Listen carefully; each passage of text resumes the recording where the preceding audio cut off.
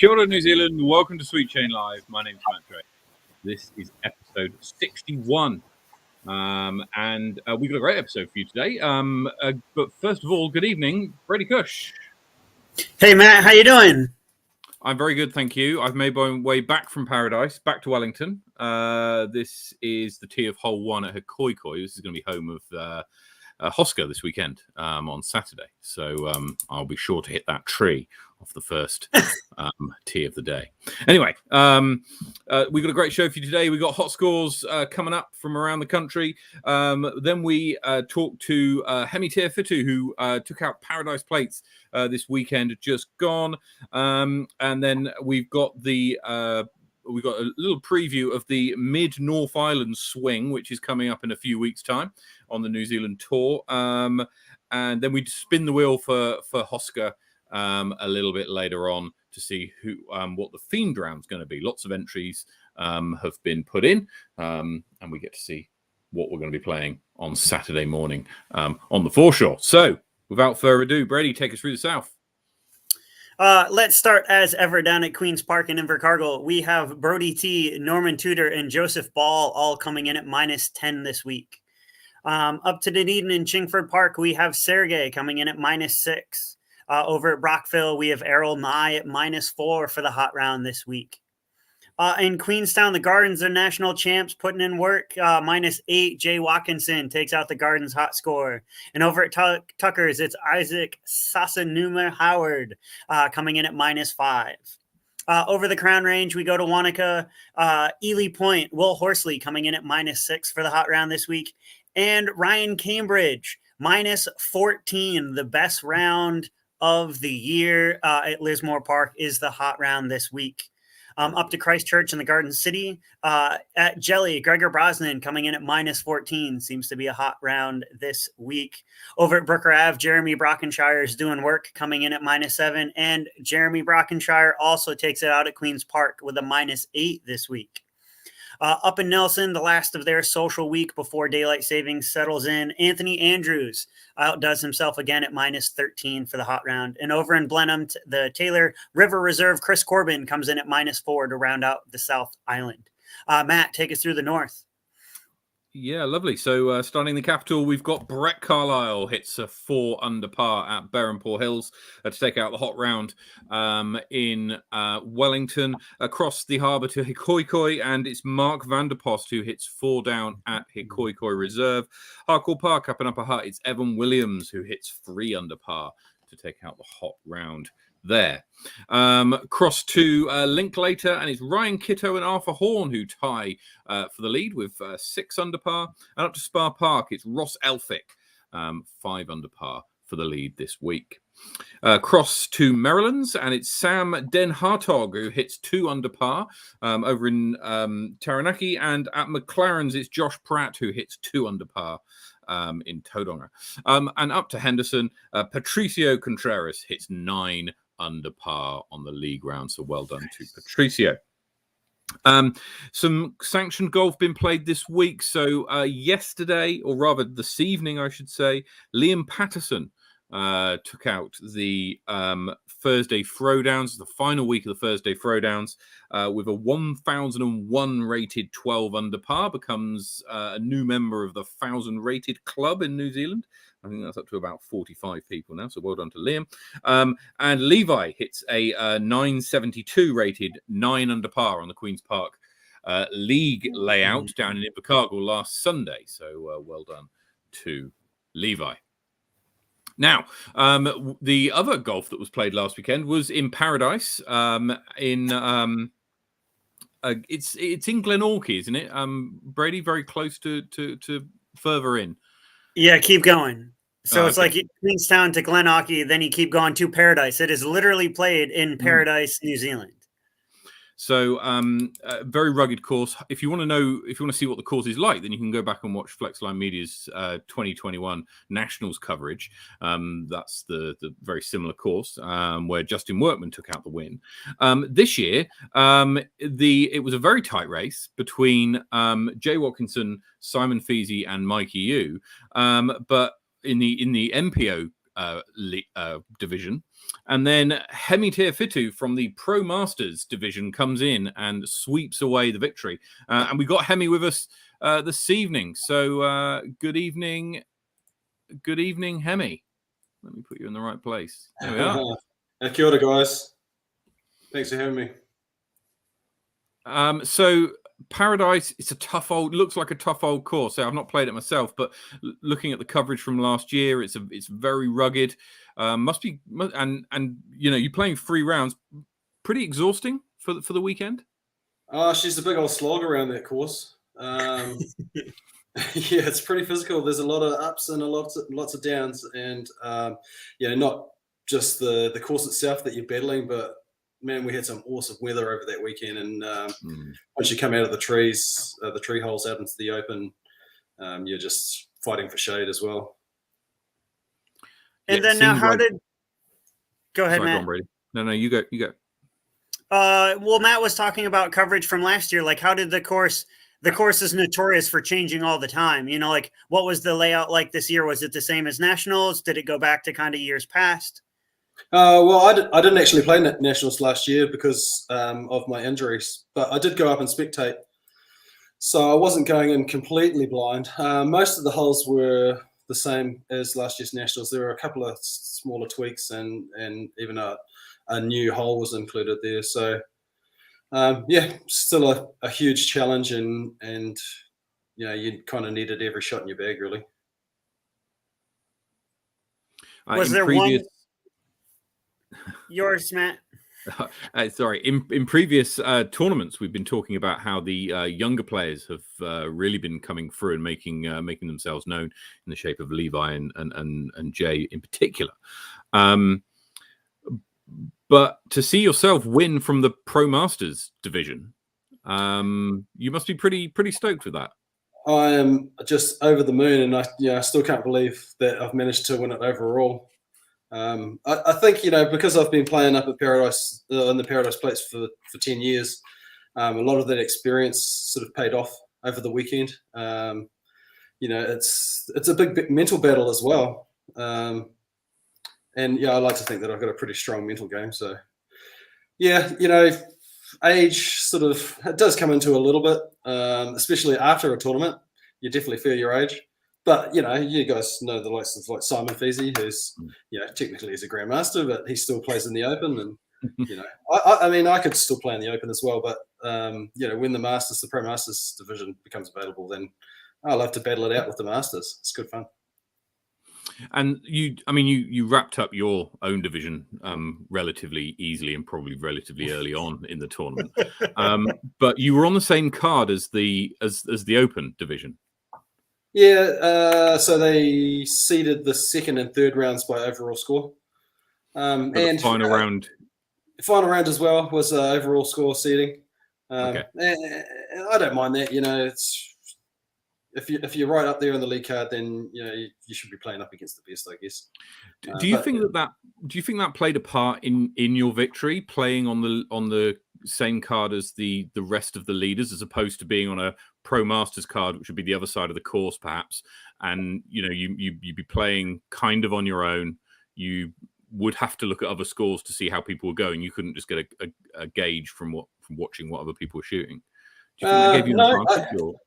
No, I don't think so. When I'm playing in a tournament, I'm playing my own game, and I've got my blinders on. So even though I might be playing with other people, I really don't know how they're going. I don't like to keep an idea of how I'm scoring. A lot of people who've played with me in tournaments know that I don't want to know what the score is. Yep.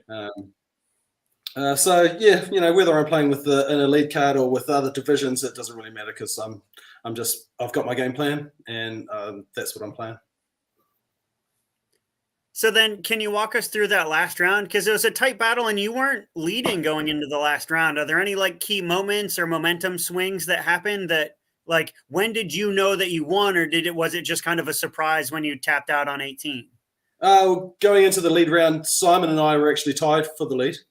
Okay. The last round, we were tied for the lead on 12 down, and they had changed the holes, the starting holes, and the order of the holes this year. So the first hole was the first one playing into the trees. So You played your first 10 holes in the trees. I just wanted to play par golf really. If I could pick up a few shots in the trees, then I knew that out in the open, that's where you really do your scoring. So I managed to gain a few holes. It was pretty neck and neck really. Simon had a couple of unfortunate rollaways where he'd lose 2 shots to the group, and he was sort of slowly sort of fading. And not keeping up with the pace a little bit, where Jaden and Mikey and myself were just battling out strong. And then we moved into the trees, and sort of Jaden uncharacteristically started missing putts, and he's known for his putting, anywhere in the circle pretty much. I was quite surprised to see him missing putts. Of course, you can count on Mikey for making putts from anywhere. So sort of with about 4 or 5 holes to go, it was just Mikey and myself were ahead of the other 2 by about 3 shots. And it wasn't until sort of halfway through the last hole that I decided to see what the scores were. I kind of had an inkling. I actually thought that Simon was a lot closer than me, but it turned out it was Mikey was hot on my heels, 1 shot behind going into that last hole. So it really wasn't until my upshot, shot number 4, to lay it up under the basket, that I kind of knew that I had a really good chance of taking it out, because Mikey was sort of about 30 meters out, and he needed to drain his shot from 30 meters to tie it. And he didn't, and I was parked, and the rest is history. Excellent. So you've come back from an injury that you talked about earlier, kept you out of, it was quite a lot last year, really. And your performances since you've come back have been really strong. You had a strong showing at Heislander, and then let's just pick your results up here. So you've got taking 2nd at Heislander, and then 3rd at the Classic, and then taking out the win today. Do you think you've obviously done quite a lot of rehabilitation and perhaps some physiotherapy, that kind of thing, to get yourself back in shape? Do you feel like that kind of break has done you kind of a good turn in a kind of perverse way, or would you have preferred not to have been injured? Oh, obviously, I'd prefer not to have been injured. With back injuries like I had, I don't recommend it to anybody. But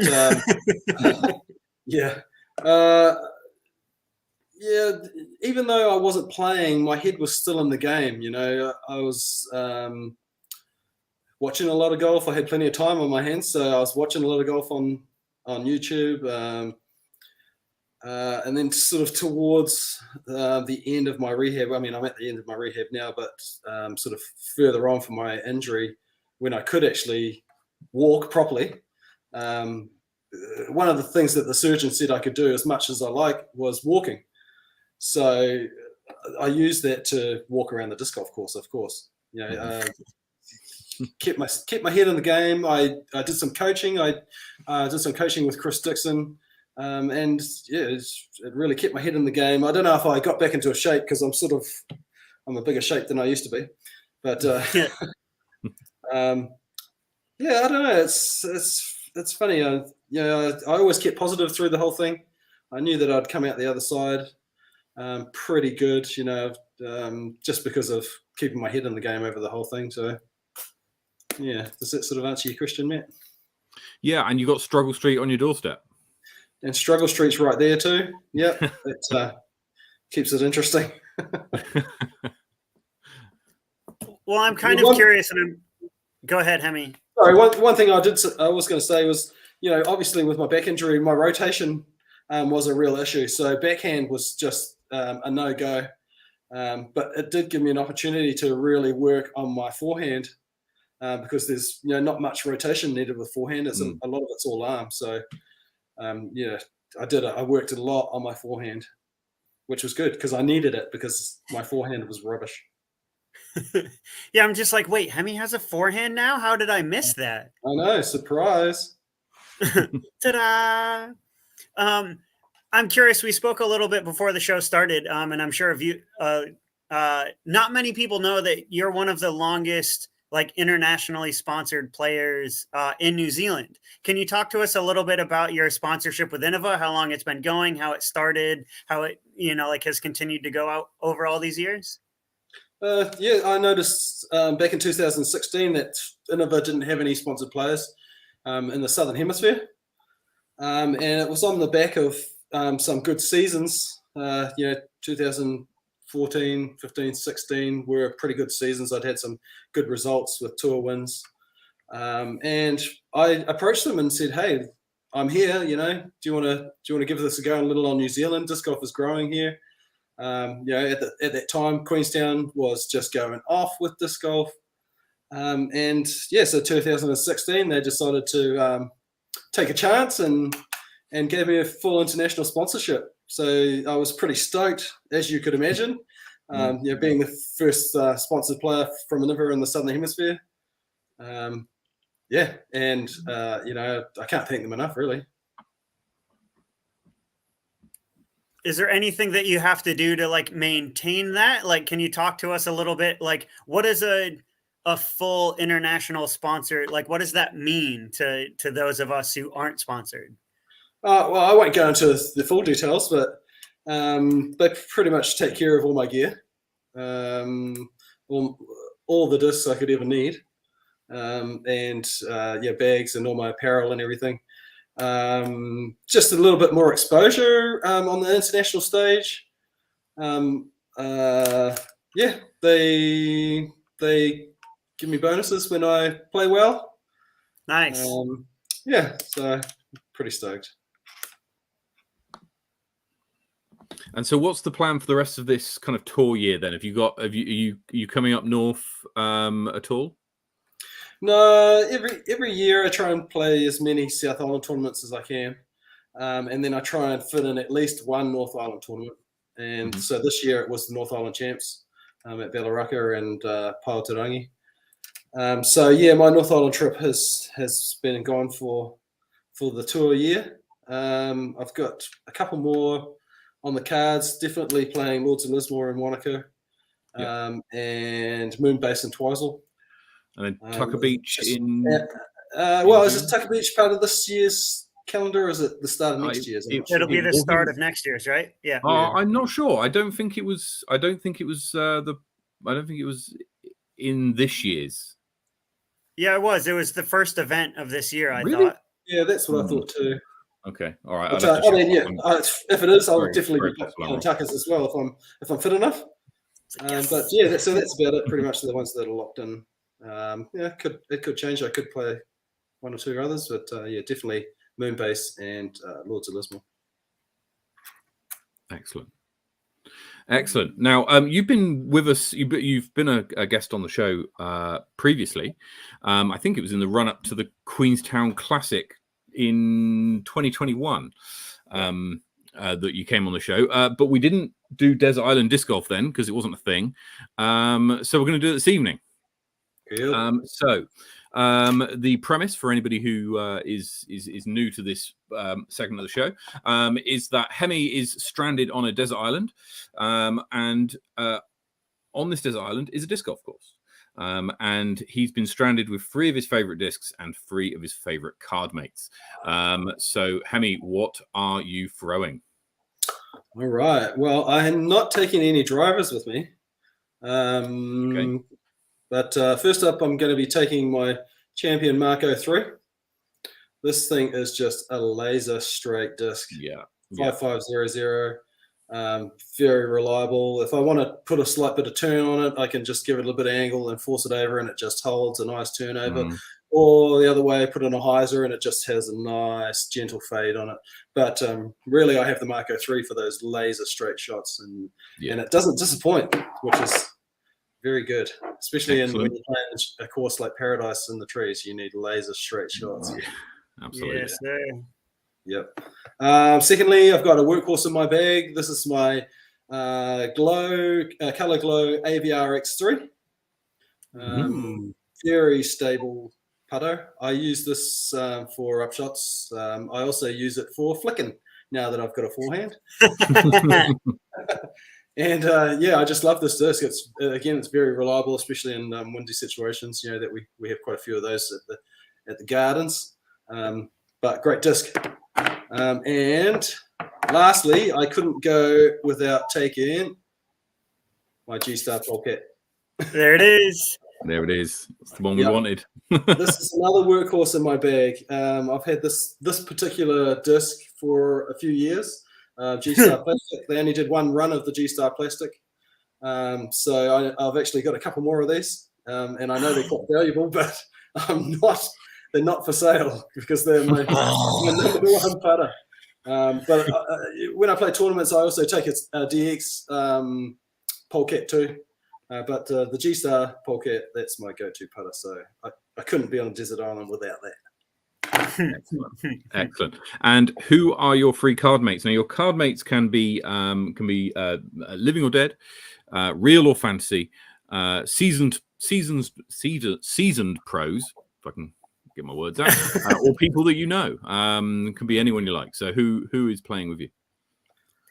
First up, I think I've got to take my Team Shake and Bake buddy, Chris Dixon. He and I have been playing for years, and he's a lefty, I'm a lefty. We usually find that when we're playing, we always end up within a meter of each other. Which is, how does that happen? I don't know, but it does happen all the time. Team Shake and Bake. They're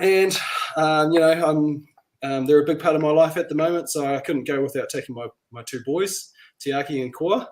They're only 5 and 3, but I'd just be totally lost without them. So I'd have to take my boys. Yep. Fantastic. That would be a great card. Good fun. Good fun. Excellent stuff. Now, moving on to our quick fire round. So the quick fire round there's 2 halves to this. The first half is a family-friendly front 9. Everybody gets the same questions, and I'll see if I can find them. And then Brady's got a safari back 9, which is different for everybody. Takes the form of a this or that, and is quick fire. So here we go. Hole number 1. What's your name? Hemi te Awhitu. And where were you born? I was born in Papakura in South Auckland. Where do you live now? In Queenstown. What's your PDGA number? 70775. How many years have you been playing? I've been playing for 11 years. Your favorite disc? G-Star Polecat. Your favorite course? McLaren Falls in Tauranga. Lovely. Your favorite MPO player?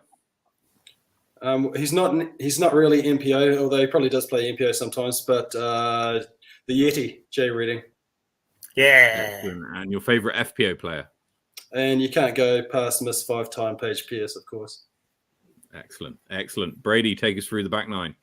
Into the back 9. Let's go start with cider or IPA. Cider. Front row tickets to the All Blacks versus Springboks, or front row tickets to the Disc Golf World Championships? Tough one. I've actually had pretty good tickets to the All Blacks South Africa match at Carisbrook. So I'm going to have to go for the World Champs. World Champs, yeah. Okay. Backed off on a mid or full send on a putter? Oh, toughy. Full send on a putter. Would you rather have a Tour Series Polecat or a Tour Series Rock? Polecat all day. Would you rather have the original Gardens layout back or the original Tucker's layout? It depends how you say original Gardens, because there's been originals. The original, I wasn't around when they had the original, obviously, but the original to how I know it, probably the Gardens. It was really good. Paradise with baskets or paradise with objects? Baskets.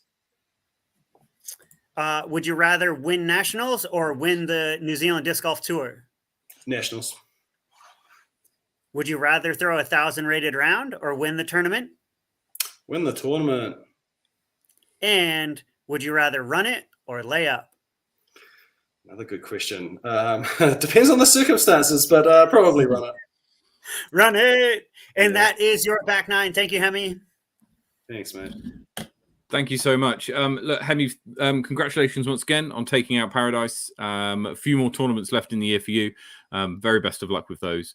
And we'll see you again, I'm sure. Thanks very much, guys. Love the show. Keep up the good work. Cheers, Hemi. Thanks, Hemi. See you See you soon, later. brother. Whoa, there we go. Should we go there? And I'll go the right side of you. There we go. Lovely. Yeah, look, I'm going to get down to Paradise one year, probably next year actually, and it looks like a fantastic property and one that is, you know, if you take it out there, you really put a shift in. Yeah, it's a monster track. It's as rugged as you can get. Paradise is a very unique tournament. It's a unique place to play. It is definitely you must do it. It is a must do. If you play disc golf in New Zealand, it's definitely a must do. Get out there, go play. The fact that Hemi's been playing it for 10 years finally takes out the win from the Masters division. I love it. Great play by him. To be honest, it's great. I've had battles before. Him and I were on like fling coverage together. Hemi's just a great cat. So to see him win, you know, like see him all smiles. He talked about, he was posting, he was all like gibberish because he couldn't believe that he'd actually won the event. So as he's like up giving his speech, he's like, but yeah, congratulations to Hemi. Well played. You know, like tough field, man. Tied with Simon going into the last round to pull away and win, to beat Simon by 4, beat Mikey U by 1. Yeah, Tough and I mean, competition. talking of tight competitions, we've got the we moved from the Queenstown swing of the New Zealand Disc Golf Tour to the mid North Island swing in a couple of weeks' time. So in 2 weeks' time is the Brook Park Brave, which is in Te Kuiti. And the week after that, which is Easter weekend. Is that Easter weekend? Easter week? No, sorry, that's Easter weekend. Okay, Brook Park's Easter. Okay. Yep. And then Topor the weekend after is Anzac weekend. And then you've got the King Country Classic in Taumarunui the weekend after that, the last weekend in April. So 3 back-to-backs in sort of the same part of the country. So I'm sure there'll be people who will be playing all 3 events. Just want to focus on Topor for the moment, Brady. We spoke last week about some of the stats of disc golf, and one of the things that came out was that the disc golf has grown insanely over the last couple of years, and Topor is showing that. And we also spoke a moment ago about being a very packed field, a very competitive division. And the same thing is happening at Topor. So just to put this into perspective, you've got 161 players currently registered for Topor. And of those 161, 12 are playing an MPO. That's got to be what? 12 players out of 160 is playing an MPO, which I think shows you kind of like the depth of New Zealand disc golf. So you've got in advanced, you've got 34, in intermediate, you've got 25, and in rec, you've got 32, which is absolutely fantastic to see. It's almost a shame that you're limited to those 3 divisions. I mean, you know, whether you'd have an MA 4 or 5, I don't know, but the what's also great to see is that those 12 players. I'm just going to do some maths here, because I've got the power rankings, the new power rankings, which we'll go through in a second. There's so many players that are in the top 20 that are playing. So Simon, Jackson, Anthony Rogers, Andy Davey, Mikey U, all top 20. Levi Stout, top 20. Conor McKinstry, top 10. Vincent Wilson, top 20. And so there's plenty of players in that open division that's gonna make it a very, very competitive division. Very much looking forward to that, and also plenty of people coming up from Wellington as well. That's great to see. Yeah, we always usually put on a good show. Like this kind of mid-park swing is where, you know, like Wellington started to put itself on the map. You know, like I remember when, you know, played Tomoranui for the first time. And it was like 3 or 4 of us who went up, you know, and that's if you included the Sullivans, like Gemma and Jackson, you know, like it was Gemma, Jackson, me, like Chris Sinai one year. You know, like, and now there's like a dozen, 20, like nearly 2 dozen players traveling from Wellington. So yeah, you know, Yeah, like it's a fair number. Fair number. It's really good to see. Now you've played Brook Park Brave and King Country Classic previously. What can you tell us about those tournaments? it's whoa man, geez. King Country is a very special tournament for me. Again, it was kind of one of my first ones that I did on the road, especially in the North Island. Pete Boyle and Corinne, his partner, have run that event for a very long time. They push it every year. The thing that I really like about Tomoranui is it's a very flat track. So like if you've ever played it, it's kind of like a bigger hardcore park in that, you know, rather than like an 80-meter hole, you now have like a 120-meter hole, but you still have lines that you have to hit. You still have trees and low ceilings. You still have out of bounds fences. And Pete Boyle and Blair Joins, the kind of like lost tribe as they were in the middle of the country, change it every year. You know, like they've had Jackson and Simon and myself. They've had some of these big arm players come out. Dave Keane when he was in Auckland, you know, like they always change the course every year so that, you know, Blair Joins, the silent assassin, you know, is always playing on the lead card because he's just playing straight down the middle. And it's like he may not take birdies on those long holes like a few of us like big arm boys, but you can sure as heck bet, you know, that on those shorter holes, he's going to be making the up and down for birdie. Pete Boyle too, same thing. But then, so if you combine that with just all of the ruggedness and the teeth of elevation and just rugged New Zealand bush, that's Brook Park. So you have like Hemi talked about McLaren Falls being his favorite course. So like up at McLaren's, it's super rugged. You go over the fence. That's it. Like bye. Brook Park, you don't even have to go over the fence. There's, you know, like knee-high grass and it's super rugged. I remember Brook Park when I went up last year, it was rainy and foggy the whole weekend. I played the entire tournament in my gumboots and still got my feet wet. You know, like it's and I had no run-ups on the whole course. So like it's super rugged. The fairways are fairways. You know, like it's one of those. It's very much like the Beast of the East, Waitawa or Bethel's. It's a rugged, you know, if you're shooting par, you're probably shooting 1,000 rated. You know, like if you're coming in at 500-600 par, you're probably shooting more than 1,000 rated. It's a Simon Feasey special. So, you know, like it's a very rugged track, very big track, kind of like Paradise. You know, like it's as much a physical battle as it is a mental battle. And that physical battle like plays into the mind. So the idea of Tomoranui, super technical track. Taupo, super like open, kind of Heiserfest track. You know, like, and then Brook Park Brave is just a slog. You know, it's Tomoranui, play it every year. If you can go out, play. You know, like Taupo is super scenic. It has some absolutely stunner holes. It is one of my favorite par fours in the country. You know, like this little peninsula that you have to throw as far as you can off the tee. And then you have to have this beautiful placement shot with this tiny, like 6-meter radius green in Taupo. Tomoranui, I love hitting lines, but yeah, Brook Park is super rugged. So it's going to be interesting to see who comes out on top with these kind of 3 different tracks. And, you know, like who can bring the points home. I'm pretty sure all of them are going to be PDGA events this year. So Hayden and Bob put on a good show in Taupo. I believe the RPM boys are going to finally put Tomoranui on the PDGA map. So it is. Paul, it's on there. We'll run it. And so, yeah, Simon will do all the background computer stuff. And yeah, Brook Park has always been PDGA. So yeah, it'll be interesting to see the rounds and the ratings and what comes out of these 3 weekends.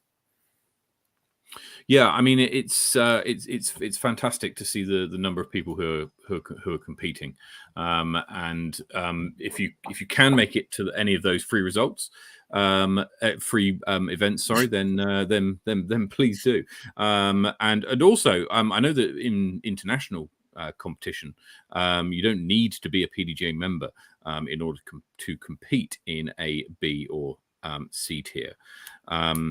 However, if you are playing in one of those tournaments and you're not a PGA member, I'd encourage you to get hold of yourself a PGA membership. It helps out the organisers in terms of registrations. It makes it a little bit cheaper for them, and also you get all the benefits of joining the PGA and supporting the growth of the game as well. So, yeah, get involved with that if you haven't already. Right, so the result of Paradise threw up some interesting results in terms of the power rankings, which we'll come to now. So one moment. First up, let's just quickly go through some there we are. No, it's not that one. It's this one. Just to confirm some upcoming events that we have. So Hoscar is up this weekend in Petone on the foreshore. We're going to be spinning the wheel to see what the theme round is for that in a moment.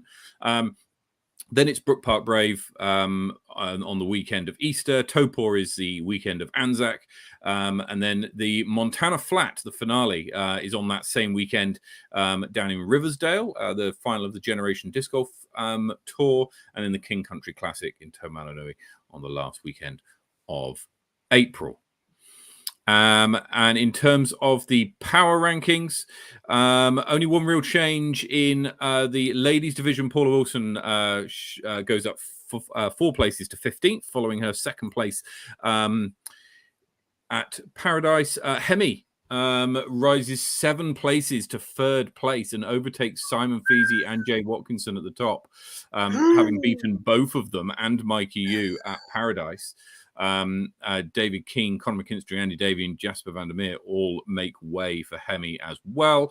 Joseph Berry records a 5th place spot, I think it was, at Paradise, which sees him rise 3 places, and Ben Willake's 6th place is enough to nudge him above Ryan Cambridge in 16th spot. Shout out to the say again. Two lefties in the top 10. That's pretty good to see. We got to get Chris Dixon, see if he can jump into the top 20 here, so we can get 3 lefties. You say that, but I read somewhere that 10% of the population is left-handed, so you'd expect 2 in the top 20 to be left-handed. Yeah. So actually, if it was any more, then you might be it might be surprising.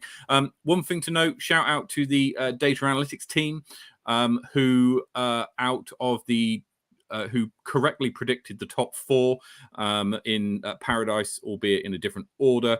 And they also correctly predicted 9 of the top 10 as well. Wow. They didn't bet on Roberts Crestins coming through and taking 9th spot. So well done to Roberts, who incidentally, Roberts was one of the biggest gainers. He climbed 16 places to 41st. And Steve Brown Hawk also had a good weekend at Paradise as well, climbing 25 places to 58th. So well done to Steve. Now, in Wellington this weekend, we've got an event on Saturday morning down at the foreshore. We're going to spin the wheel for the theme round, and this week we are spinning a Halo Polecat is going to be the disc that we are spinning today. If you want to get your hands on one of these, actually, they're going live on the Sweet Chain Music site tomorrow morning. So make sure you tune in to that site. Check your calendar first, and you'll be able to get hold of some.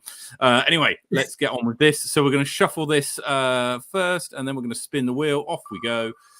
That polecat's spinning round and round. What's it going to be? Round and round it goes. Oh my word! No, don't do it. Oh, lovely stuff. All 3. So, so all 3. Only 2 people voted for this, right? But what it means is that on Saturday morning, we are going to be playing the back 9 with somebody else's speed 4 or less discs. So right, so it's putters only. With someone else's putters. With someone else's putters. That's right. So speed 4, max speed 4. So no buzz, no trust for me.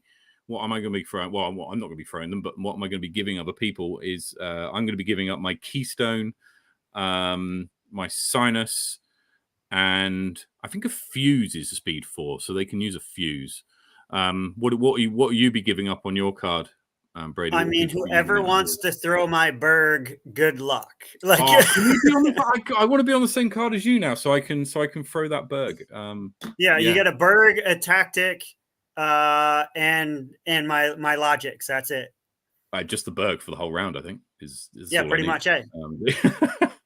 Excellent stuff. So look forward to that then. If you're coming to Hikoikoi Reserve on Saturday morning, Fuse is speed 5. Well, one shows what I know about my own bag, and two, actually, it's just a Keystone then, essentially. For those RPM throwers in the bunch, is a Kia a speed 5 or is a Kia a speed 4? It's a speed 4, surely. It's a blunt nose. It's the ugliest disc in the world. It's got to be a speed 4. I would have thought, or even Innova throwers. Like, are you a Gator? Isn't a Gator a speed 5? Gator's a speed 4, isn't it? I think Gator's is 4. Hemi will let us know, and he's still in the green room. I'm sure he is.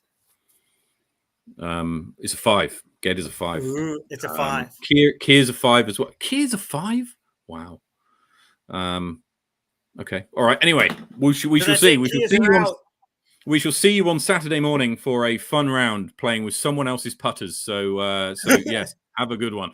But wherever you're playing disc golf this week, take it easy, have some fun, get some birdies. We'll see you next time.